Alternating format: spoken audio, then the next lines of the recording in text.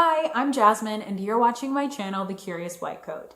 I'm a new doctor in my first year of internship, but I actually started this video channel about a year ago when I was in my last year of medical school so that I could share what I've learned along the way.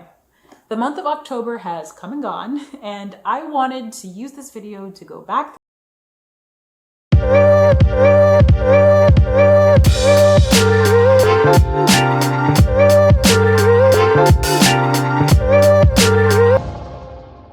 for the last month of wards. My team was actually for the majority of the time an all-female team, from our attending, our senior resident, us interns, the medical students. It was hashtag girl power the whole entire time, and everyone on my team was pretty awesome too. We got a lot of positive feedback about the care that we gave from our patients, from their family members, and that was a really good feeling. That's always nice. It feels great to see your patients just get better, you know? Sometimes it'll be almost a night and day difference between how a patient looked when they came in to how they look when they leave, and also how they feel, and that's really rewarding. Sometimes your patients don't get better. This was the first rotation that I had where I had a patient who passed. This was someone that I had seen from, I had admitted them from the emergency department. And it was unexpected. So I came back from my day off and I was told that the person had passed several hours earlier, earlier that morning, late the night before. And my immediate thoughts were what did I do wrong? What could I have done differently? And we had a debrief as a team where we went through the whole scenario, and my attending was really good at just emphasizing the fact that it was no one's fault that this happened. And after that, that was something that I needed to talk through a little bit more, outside of that debriefing, and I did, and I feel much better now. And I just hope that the family and friends of that person are able to find peace, and that they're able to celebrate the life and the time that they had together with their loved one. It's residency interview season, which kind of makes me think about how when I was going through the residency interview seasons, people were saying that you should look for a training program that's going to expose you to a wide variety of medical conditions. And there definitely has not been a shortage of variety here. I have seen patients with rare diseases that I've had to look up, rare to the point where only a few hundred people in the world have them. I had one case that I thought was wild. This was actually my co-intern's patient. So this patient came in with leg pain, and turns out they had tuberculosis, old world disease, consumption, as it used to be called, tuberculosis.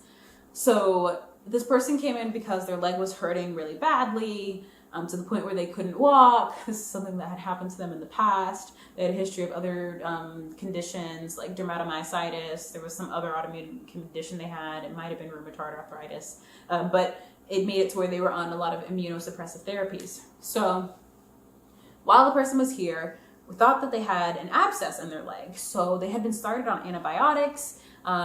They were trying to consult people on who would drain the abscess, all this stuff. So while this is going on, the workup and the treatment for him, the patient was having fevers. But it was odd that why was he spiking fevers almost every day?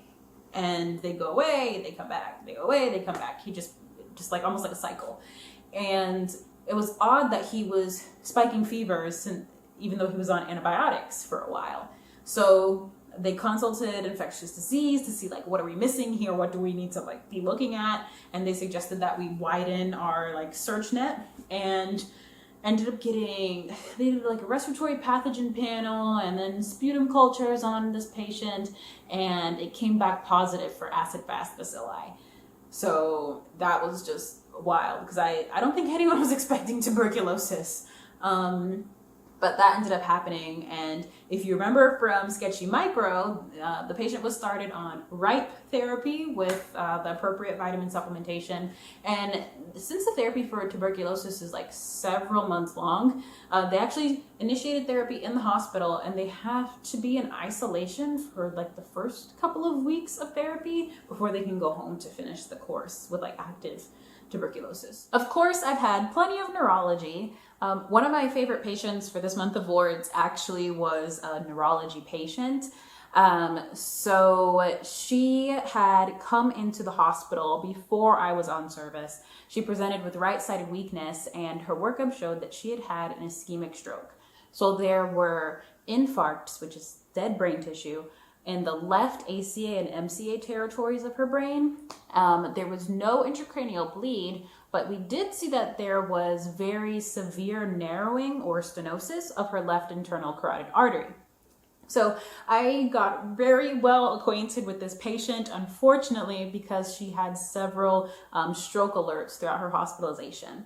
What would happen is that she'd have these episodes where she wasn't able to form words and she would slur her speech. And so that's called dysarthria. Every single time with these episodes, they resolved very quickly, sometimes even before she made it to the CT scanner. And luckily, like, there were no new infarcts, no new strokes that we saw on any of her imaging. And all of her deficits went right back to, all of her deficits resolved.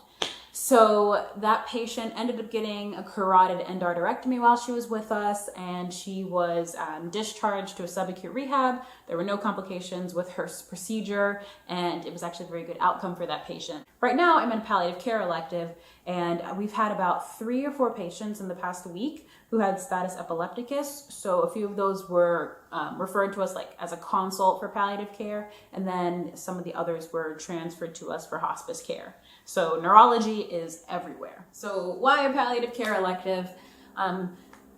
In neurology, we care for people who can go through some pretty devastating diseases. And it's important to me that I'm able to get hands-on palliative and supportive care experience so that I can apply that to my future practice. It also provides you with another perspective on the interventions that we plan with our patients. When you're making decisions, you weigh the risks and the benefits. When you're a health provider, you are not the person that's undergoing that treatment. And I feel like palliative care really emphasizes the person that's going through the treatment. The goal is to provide support for the patient and family members, to minimize their symptoms, to be able to improve their quality of life. And I feel like that really highlights the role of physicians to emphasize the dignity of our patients. That's why I felt it was really important for me to be able to have this elective experience. Now, I've only been doing it for a couple of days, but I feel like everyone should go through palliative care, whether you're a doctor, a nurse, a physician associate, everyone should go through palliative care. There's a lot you can learn even on just how to have a proper goals of care discussion with your patients.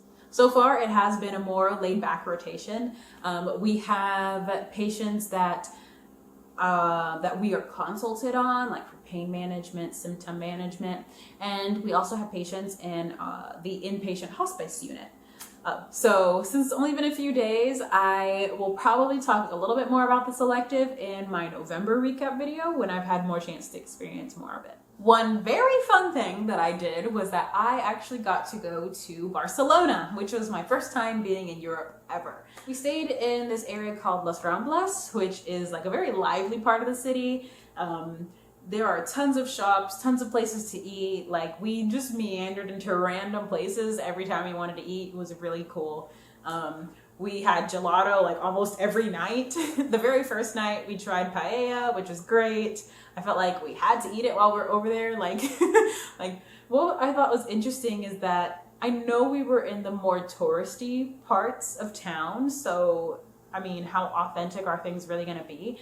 But I also feel like in America, a lot of people come from different places and they bring their culture with them. So it wasn't my first time eating paella. So it's not like you had to go to another country to experience that, because people bring parts of that here. So I'd like to think it was authentic, but it probably was just like the very touristy version, which, oh well, you know, it was a lot of fun regardless. We went to a flamenco performance and I absolutely loved it. Like the way the performers just felt the emotion of the music and how they just felt the music, it made you want to get up there and dance until you like realize like, I don't know how to dance flamenco like at all. So I just need to sit down and enjoy the performance. We really like emphasized living it up as tourists. We went on this hop on, hop off bus, so we got to see the entire city. We went and saw the different works of Antoni Gaudí, and there was actually this one site, the undulating benches in Park Güell, which were really pretty, like all this like broken marble pieces put together to make these different pictures and beautiful mosaics that was designed by Gaudí. The weather was also really great.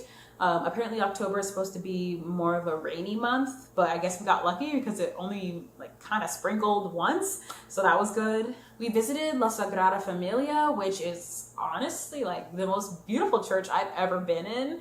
The entire thing is just a work of art. The architecture is like meant to tell a story, and it's just so gorgeous. We went up in the Nativity Tower, and from there you can actually see out like I would say the entire city. You can see for miles and miles from up there.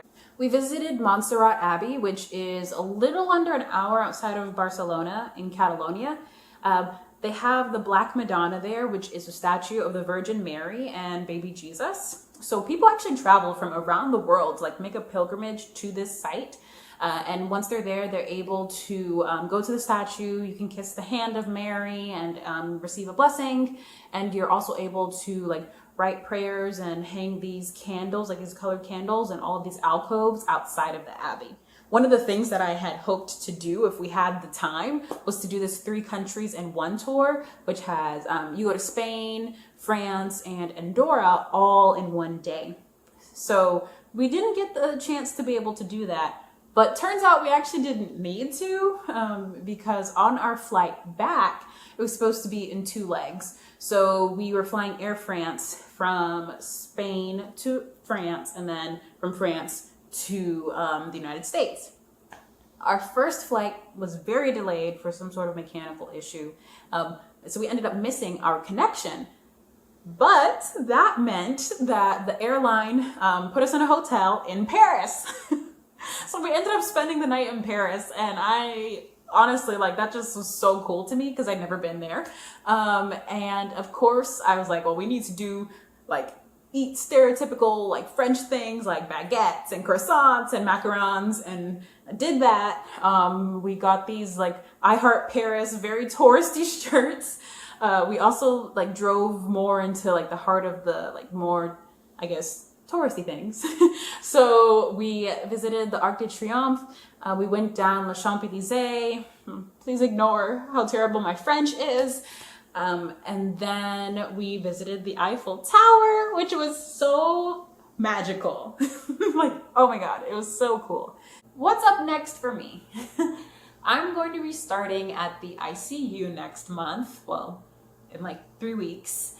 And this will actually be my first time rotating through an ICU. I had the option to do that in my 4th year of medical school, but I determined that I was going to try to give myself an easier 4th year. I already had 3rd-year rotations that were still spilling over into my 4th year because of COVID and all the delays. So I just was like, you'll have that experience in the future, let it be then. And I definitely do not regret that decision.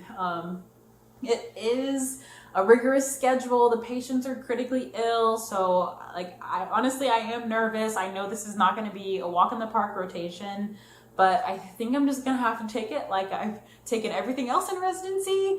Just go one day at a time and know that it's all going to be fine in the end. Another big change that's happening to us, to our city, is that Wellstar Health System is shutting down the Atlanta Medical Center, which is happening rather unexpectedly. Many patients are going to be losing their main health resource, and many employees are going to be losing their jobs. A lot of those people are going to end up being served through Grady Hospital, which is a place that I spend a considerable amount of time at as an Emory resident doctor. That's actually where I'll be for the ICU and the following month of medicine wards, all the way up until the Christmas holidays. So I'll get to experience that new change firsthand.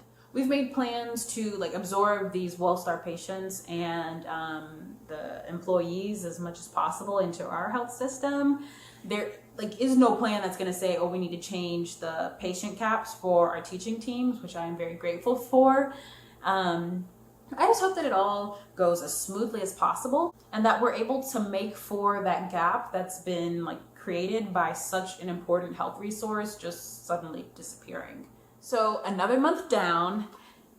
Even on the hard days that I've experienced these past 5 months, I am still very grateful to be doing this, and I can't imagine myself having any other career. We'll see how I feel about that after this back-to-back ICU and wards rotations. I'm just kidding. Anyway, that is the end of this video. Thank you so much for watching. Don't forget to subscribe to my channel, The Curious White Coat, for more content, and I'll see you in the next one. Bye.